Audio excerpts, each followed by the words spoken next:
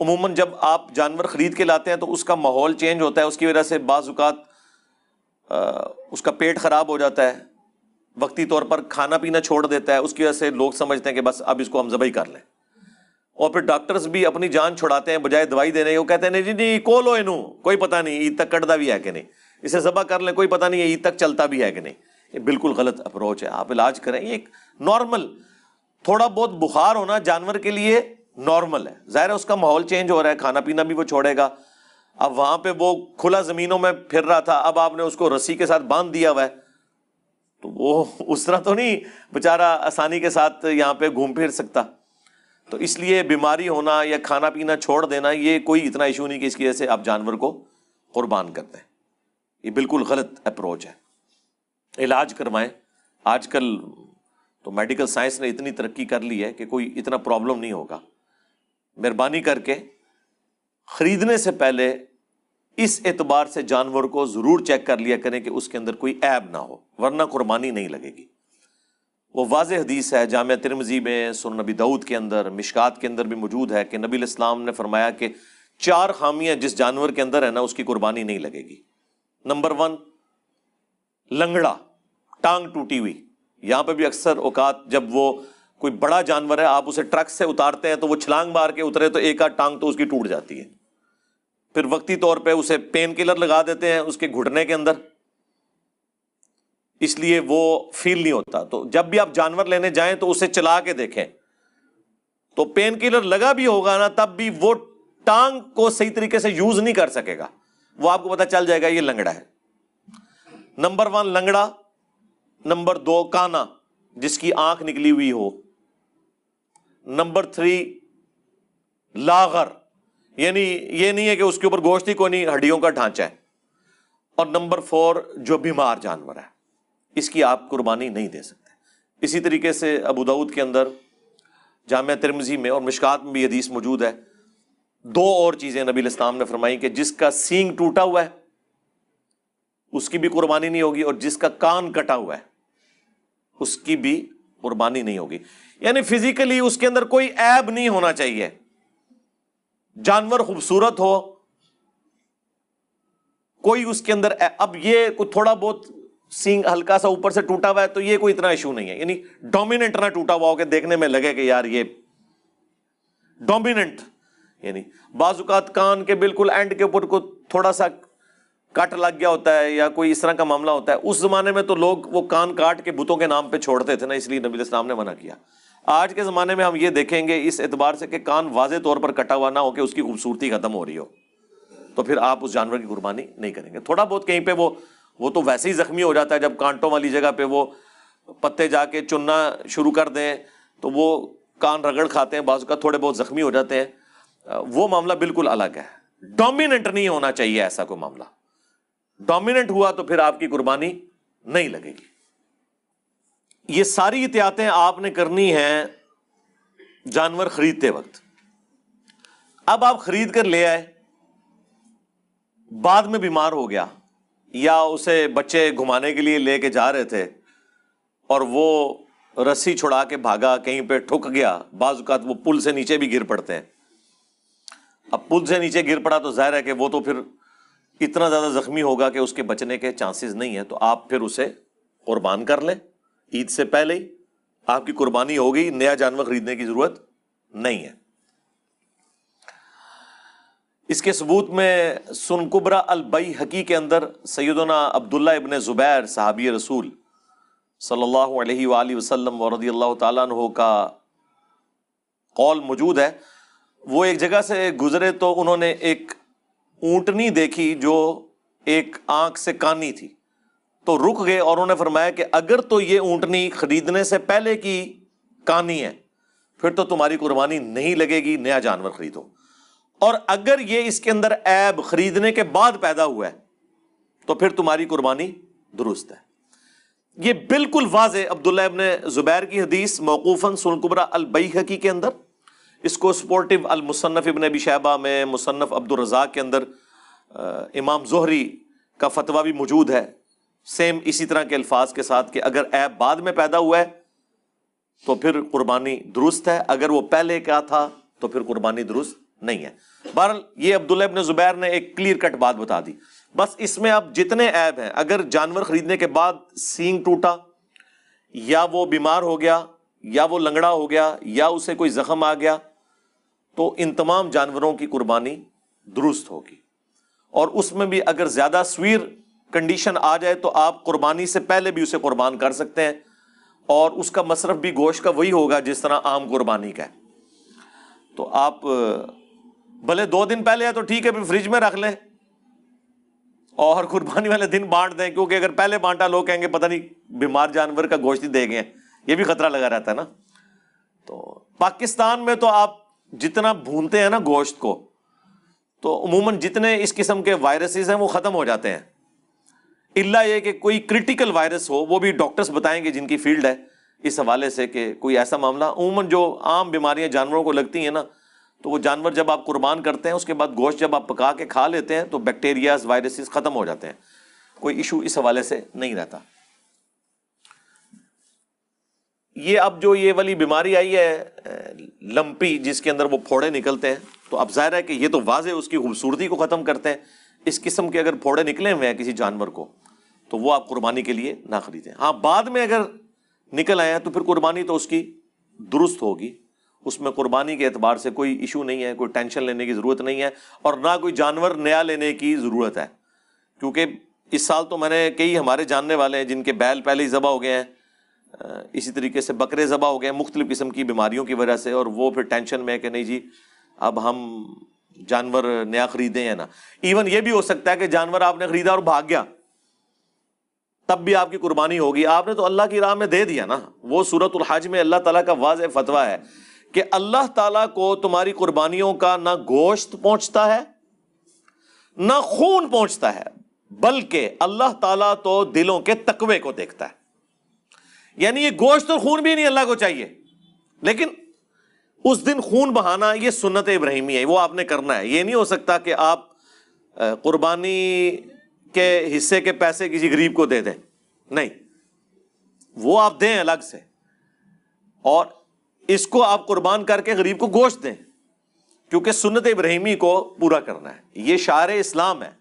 آج کی ڈیٹ کے اندر ہم لوگ کیا مساجد کے اندر جب نماز پڑھنے جاتے ہیں، خصوصاً یورپ اور امریکہ میں، تو اذان کی آواز سے جاتے ہیں، گھڑی کو دیکھ کے جا رہے ہوتے ہیں۔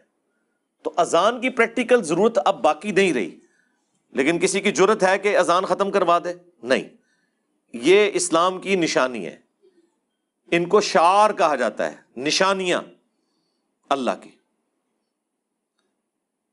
ان الصفا والمروہ من شعائر اللہ، صفا اور مروہ اللہ کی نشانیوں میں سے۔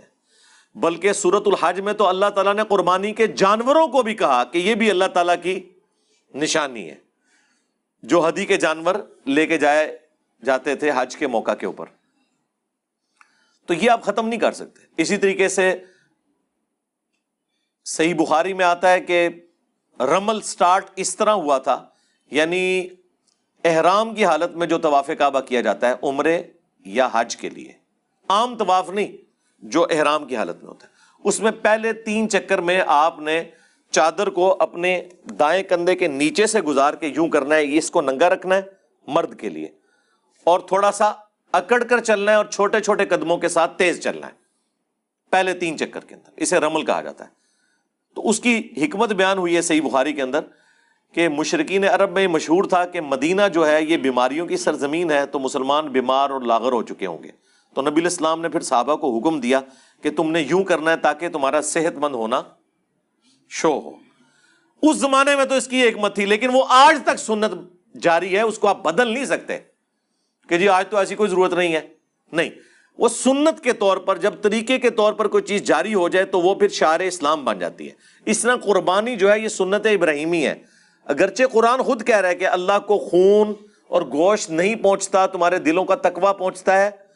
اب اس سے کوئی یہ رزلٹ نہیں نکال سکتا کہ جی ٹھیک ہے پھر تو ذبح کرنے کی ضرورت ہی نہیں ہے، وہ پیسے کسی غریب کو دے دیے جائیں، نہیں، اللہ تعالیٰ اس سے مراد یہ لے رہا ہے کہ اللہ کو گوشت اور خون نہیں چاہیے، جس طرح وہ یونان کے دیوتاؤں کے بارے میں مشہور تھا نا کہ ان کے جا کے تھانوں پہ آپ قربانی کریں گے تو وہ خوش ہوگا، تو یہ کرے گا۔ اللہ تعالیٰ نے ان چیزوں کو بیسیکلی کنڈیم کیا ہے کہ اللہ نے تو نہ اس کو خون پینا ہے نعوذ باللہ، نہ اسے گوشت کھانا ہے۔ اللہ تمہارے دلوں کے تقوی کو دیکھ رہا ہے کہ تم ہمارے پیغمبر کی سنت پر، سنت ابراہیمی پر علیہ السلام عمل کرتے ہو یا نہیں کرتے۔ یہ بیسیکلی بتانے کا مقصد تھا۔ تو اس دن آپ قربانی کریں، اور سورہ حج میں آیا کہ 3 کیٹیگریز میں گوشت کو ڈیوائیڈ کرنا ہے، یعنی ایک پریفریبل ہے، غریبوں اور مسکینوں کو دیں، رشتہ داروں کو دیں، اور خود بھی استعمال کریں، اور اس میں مسلم اور غیر مسلم کی بھی کوئی تفریق نہیں ہے، آپ کسی کو بھی دے سکتے ہیں۔ اس دن جو لوگ مانگنے آتے ہیں سب کو کچھ نہ کچھ دے کر بھیجا کریں۔ انہوں نے کون سا روزانہ آنا ہوتا ہے، سال کے بعد آتے ہیں، تو آپ قربانی کریں۔ یہ نہیں ہے کہ اچھا گوشت تھوڑا سا سائڈ پہ کر کے اپنے لیے کر دیا اور باقی گوشت جی میں نے اپنا زیادہ گوشت اللہ کی راہ میں دیا ہے، وہ زیادہ دیا آپ نے ناقص والا، ہاں جی، جس کا بہترین قیمہ نکلنا تھا وہ تو آپ نے سائڈ پہ کر لیا، ران کا گوشت آپ نے سائڈ پہ کر لیا۔ لن تنالوا البر حتى تنفقوا مما تحبون، تم نیکی کے اعلیٰ درجے کو اس وقت تک پہنچ ہی نہیں سکتے جب تک کہ اپنی پسندیدہ چیزیں اللہ کی راہ میں قربان نہ کر دو۔ پسندیدہ چیز خوبصورت جانور ہو، لیکن اس میں ریاکاری نہ ہو کہ جی یہ امریکن بیل ہے جی 30 لاکھ کا ہے، اس میں چپ بھی فٹ ہے، ہاں 3 لاکھ بھی گئے، قربانی بھی گئی، ہاں ریاکاری ہوگی نا۔ مسند احمد میں واضح حدیث ہے، جس نے دکھلاوے کے لیے نماز پڑھی اس نے شرک کیا، حالانکہ نماز تو اللہ کی پڑھ رہا ہے لیکن ساتھ نیت ہے کسی اور کو خوش کرنے کی۔ جس نے دکھلاوے کے لیے روزہ رکھا اس نے شرک کیا، جس نے دکھلاوے کے لیے صدقہ کیا اس نے شرک کیا۔ یہ صدقہ ہے نا اللہ کی راہ میں، پنجابی والا صدقہ نہیں، کوئی بھی نیکی کا کام اسے صدقہ کہا جاتا ہے۔ تو یہ قربانی صدقہ ہے نا، یہ شرک ہو جائے گی اگر کسی کو دکھلاوے کے لیے کی۔ تو اللہ سے ڈریں، اگر اللہ کے لیے قربانی کر رہے ہیں تو پھر اس قسم کی پھر ویڈیوز بنوانا جان بوجھ کے اور اکڑنا اس کے اوپر، میڈیا کے لوگوں کو بلانا۔ ویسے جو عام طور پہ لوگ وی لاگز بنا رہے ہیں اپنی روٹین کے لیے کہ ہم نے یہ جانور لیا، عموماً اپنے معاملات لے کے چل رہے ہوتے ہیں، اس کے اوپر کوئی فتویٰ نہیں ہے۔ فتویٰ ان کے اوپر ہے جو لوگ اس کی زیادہ قیمتیں بتا رہے ہیں اور روب ڈالنے کی کوشش کر رہے ہیں کہ ہم نے بڑا مہنگا جانور لیا ہے۔ اگر آپ نے قربانی کے لیے جانور لیا ہے تو آپ اس میں کہیں کسی کو یہ نہ بتائیں کہ جی میں نے اتنے لاکھ کا اتنے کروڑ کا خریدا، یہ بتانے کی کیا ضرورت ہے؟ ہاں ٹھیک ہے، آپ جانور کے اوپر وی لاگ بنا رہے ہیں، ٹھیک ہے وہ بناتے رہے۔ تو یہ انسان خود اپنے اوپر ذرا غور و تفکر کرے نا تو اسے آئیڈیا ہو جائے گا کہ یہ عمل وہ کس لیے کر رہا ہے۔ تو پیسے بھی ضائع، قربانی بھی ضائع، تو فائدہ کیا؟ اور صرف ضائع ہونے پر نہیں ہے، اس کے اوپر وبال بھی ہوگا۔ صحیح مسلم کی حدیث ہے، قیامت والے دن ایک سخی کو، ایک شہید کو، ایک قرآن کے عالم کو بلایا جائے گا، اللہ تعالیٰ انہیں اپنی نعمتیں گنوائے گا کہ میں نے تمہیں یہ دنیا میں نعمتیں دی تھی، تم نے میرے لیے کیا کیا؟ شہید کہے گا اللہ جان ہی تھی نا، دے دی تیرے لیے۔ واقعی اس سے بڑا کام تو کوئی نہیں کر سکتا۔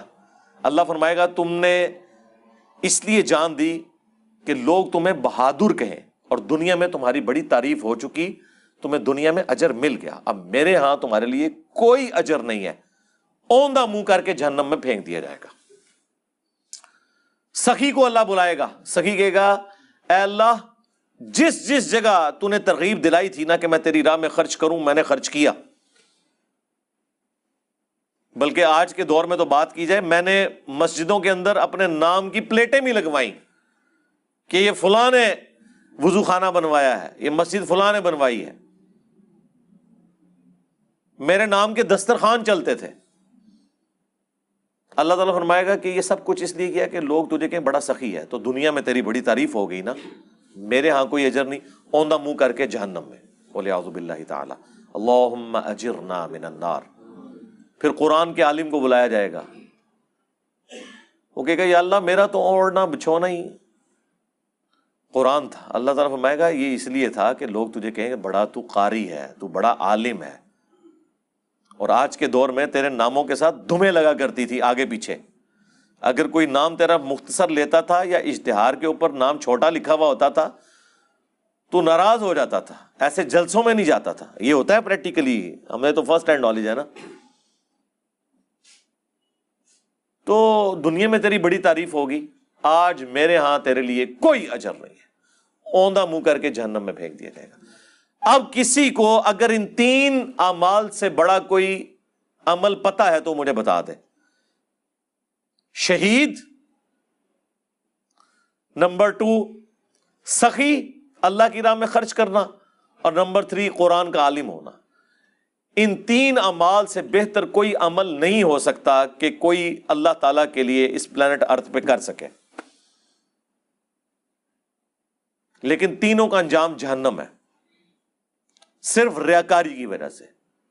اور لوگوں کو کوئی پرواہ نہیں ہے، لوگ کہتے ہیں ٹھیک ہے جی کیا فرق پڑتا ہے. بلکہ ہماری تو لائیو سٹریمز میں آ کے لوگوں نے یہ بھی سوال کیے ہیں کہ ہم باہر کے ملکوں میں بیٹھے ہوئے ہیں، ہم نے اپنے رشتہ داروں کو پیسے بھیجے ہیں کہ آپ قربانی دیں، وہ رشتہ دار وہ قربانیاں لے کے بازاروں میں گھماتے پھر رہے ہیں اپنے ریفرنس سے کہ اتنے لاکھ کی میں نے لی ہے، اور وہ کہہ رہے ہیں جی ہم یہاں بیٹھ کے پریشان ہو رہے ہیں کہ ہماری وجہ سے وہ ریاکاری کر رہے ہیں تو ہماری قربانی تو کہیں ضائع نہیں ہو جائے گی. تو پھر میں نے ان کو بتایا یار تمہارا تو کوئی قصور نہیں ہے، ایک تو وہ جھوٹ بول رہے ہیں ان کی قربانی بھی نہیں ہے، اور دوسرا تعریفیں کروا رہے ہیں اس کے اوپر اپنی. وہ جس بیچارے نے پیسے دیے ہیں وہ تو دوسرے ملک بیٹھا ہوا ہے. اچھا یہ باہر کے ملکوں سے جو لوگ قربانی یہاں کرواتے ہیں نا تو وہ ذرا دیکھ لیا کریں وہاں اور یہاں عید کا ایک آدھ دن کا فرق ہوتا ہے. ویسے اس میں کوئی مسئلہ نہیں ہے، یہاں پر تو یہاں کا حکم لگے گا، لیکن پھر بھی اگر کسی نے وہم نکالنا ہے نا تو اس اعتبار سے دیکھ لیں. اگر پہلا دن آپ کو سوٹ کرتا ہے، یعنی پیرلل میں دونوں طرف وہ دن موجود ہو. ویسے یہ میں آپ کو احتیاطاً بتا رہا ہوں، اس کا یعنی اس دین سے کوئی اس حوالے سے تعلق نہیں ہے. جس جگہ آپ نے قربانی کے لیے پیسے دیے ہیں وہیں کا چاند شمار ہوگا، وہیں کے عید کے دن شمار ہوں گے. قربانی کے 3 دن ہیں. وہ عبداللہ ابن عمر کا قول موجود ہے الموطا امام مالک کے اندر کہ قربانی عید کے بعد 2 دن تک درست ہے.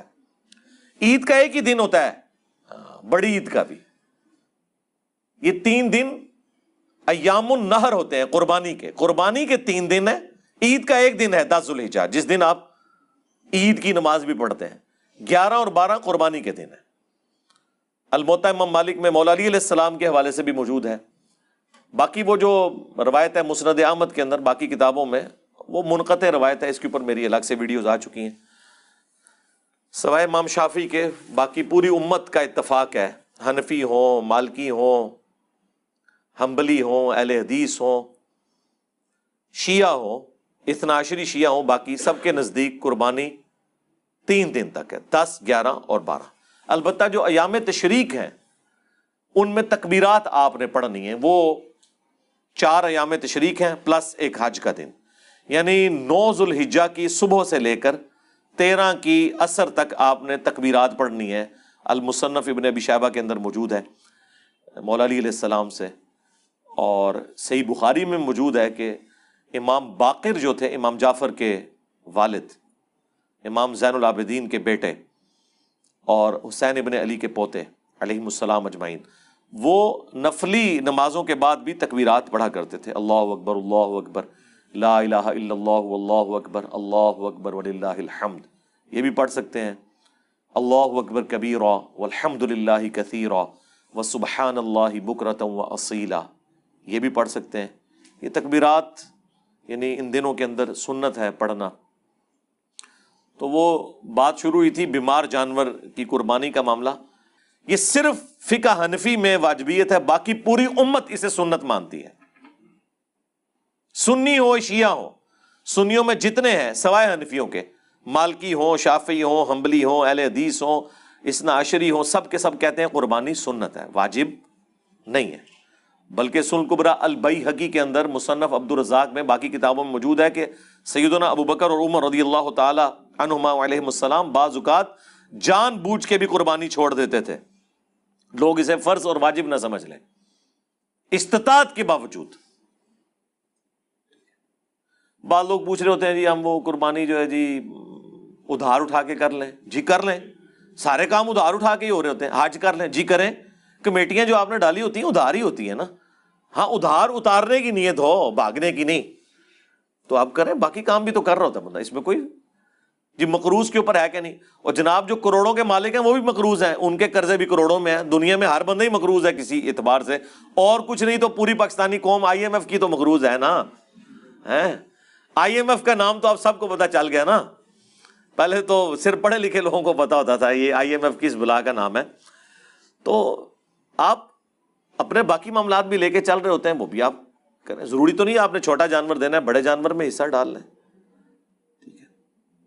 گائے کے اندر صحیح مسلم میں آیا کہ 7 لوگ شریک ہو سکتے ہیں, اور اونٹ کے اندر 7 لوگ. ترمذی میں ایک روایت ہے کہ اونٹ میں 10 لوگ بھی شریک ہو سکتے ہیں. پھر علماء نے اس کی تطبیق یہ کی ہے کہ اگر حج کی قربانی ہے نا, وہ حج کی قربانی الگ سے ہوتی ہے, حج تمتع, تو اس میں گائے میں اور اونٹ میں 7 لوگ شریک ہوں. ہاں جو عید قرباں ہے اس میں اونٹ میں 10 ہو سکتے ہیں, گائے میں بہرحال 7 ہی ہیں. اور یہ زیادہ سے زیادہ ہے, ایک بندہ بھی ایک گائے دے سکتا ہے, 2 بندے مل کے بھی گائے دے سکتے ہیں, وہ 7 اسے کرنا ضروری نہیں ہے. باقی رہ گیا بکرا, مینڈھا, یہ چیزیں یہ ایک بندے کی طرف سے یا ایک فیملی کی طرف سے ایک ہوگی. ایک چولہا گھر میں جو جل رہا ہے نا, یہاں پہ وہ کہتے ہیں نہیں جی وہ بیوی الگ سے دے گی اور خاوند الگ سے دے گا اگر وہ صاحب استطاعت ہے. جب چولہا کمبائنڈ ہے تو ایک فیملی کی طرف سے ایک قربانی کافی ہے. سنن ابن ماجہ میں واضح حدیث موجود ہے کہ نبی الاسلام کے زمانے میں صحابہ کرام ایک فیملی کی طرف سے ایک ہی قربانی دیا کرتے تھے. پھر اللہ نے جب وسعت دی تو دیکھا دیکھی لوگ 2 3 شروع ہو گئے, اور وہ صحابی کہتے ہیں اب ہمیں بھی مجبوراً دینی پڑتی ہیں کیونکہ پھر محلے والے کہتے ہیں جناب یہ کنجوس ہیں. اس زمانے میں بھی یہ سارے چکر چل رہے تھے. قربانی ایک ہی ہے, زیادہ آپ نے جتنی مرضی دیں, ایک فیملی کی طرف سے ایک قربانی ہے. اور فیملی سے مراد بیوی اور بچے. اگر 5 بھائی اکٹھے رہ رہے ہیں تو 5 فیملی ہیں. یہ نہیں ہے کہ وہ کہیں گے جی ہم سارے لا کے جیب خرچہ جو ہے وہ والد صاحب کو دیتے ہیں, تو لیکن وہ 5 فیملیز ہیں, وہ الگ سے اپنی اپنی قربانی دیں گے. ہاں ایک گائے لے لیں 5 مل کے, اور اس میں 5 حصے رکھ لیں. 7 تو زیادہ ہے نا, 5 بھی رکھ سکتے ہیں. تو وہ اللہ تعالیٰ نے آپ کو اجازت دی ہوئی ہے. تو یہ قربانی کے مسائل میں نے ساتھ ساتھ اس لیے بتا دیے کہ لوگ بعض اوقات اس حوالے سے پوچھ رہے ہوتے ہیں کہ جی وہ ہم نے قربانی جو ہے وہ ہر بندے نے الگ الگ دینی ہے. بھئی ایک فیملی کی طرف سے ایک قربانی کافی ہے, اللہ تعالیٰ قبول فرمانے والا ہے, کوئی ٹینشن لینے کی ضرورت نہیں ہے. خام خواہ لوگوں کو اس طرح کی مصیبت میں ڈالنے کی کہ وہ جی واجب ہو گئی ہے, واجب نہیں ہے, سنت ہے. میں نے تو الحمدللہ کبھی قربانی چھوڑی نہیں ہے, کیونکہ سنن ابن ماجہ میں حدیث ہے, المستدرک للحاکم میں بھی ہے, امام حاکم نے صحیح کہا, امام ذہبی نے موافقت کی کہ جو شخص استطاعت کے باوجود قربانی نہ دے وہ ہماری عیدگاہوں کے قریب مت آئے. یعنی اس کے اندر وعید ہے نبی اسلام کی طرف سے, اس وجہ سے اسے تاکیدی سنت کے طور پر شمار کیا گیا ہے, لیکن یہ واجبیت کے درجے میں نہیں ہے. تو اس طرح قربانی ضرور دیں, اور غریبوں میں بھی تقسیم کریں, خود بھی استعمال کریں, رشتہ داروں کو بھی دیں. باقی قربانی کے مسائل کے اوپر میں نے تفصیلی ویڈیو ریکارڈ کروا دی تھی آج سے 2 سال پہلے. مجلس نمبر 124, قربانی کے 50 سوالات قربانی سے متعلق پوری دنیا سے ہم نے کلیکٹ کیے تھے. وہ سارے ٹاپکس اس میں نے کور کیے ہوئے ہیں. خصی جانور کی قربانی کا مسئلہ, چوتھے دن قربانی کا مسئلہ, بھینس کی قربانی کا مسئلہ, باقی ساری کی ساری چیزیں ذوالحجہ سے متعلق تفصیلی. وہ مجلس 124 ضرور دیکھیں, اس کے نیچے اس کی ٹائم لائن بھی پن ہوئی ہوئی ہے, اگر آپ نے اسپیسیفکلی وہ کوشچن دیکھنا ہے. الگ سے کلپس بھی اپلوڈ ہیں, آپ لکھیں گے تو انشاءاللہ تعالیٰ وہ سارے مسائل اس حوالے سے آ جائیں گے. لیکن آج چونکہ ایک بڑا ایشو اس حوالے سے تھا, میں نے اس لیے اس کو ذرا تفصیلی بیان کیا تاکہ لوگوں کو یہ ٹینشن نہ ہو اس حوالے سے کہ جی ہم نے اب قربانی نہیں لینی ہے, اگر بیمار ہو گیا ہے یا مر گیا جانور, مر بھی سکتا ہے یا پہلے ہی قربان کر لیا ہے, تو کوئی ٹینشن لینے کی ضرورت نہیں ہے. اللہ تعالیٰ نے آپ کی اس قربانی کو انشاءاللہ قبول کر لینا ہے, کوئی ٹینشن نہ لیں.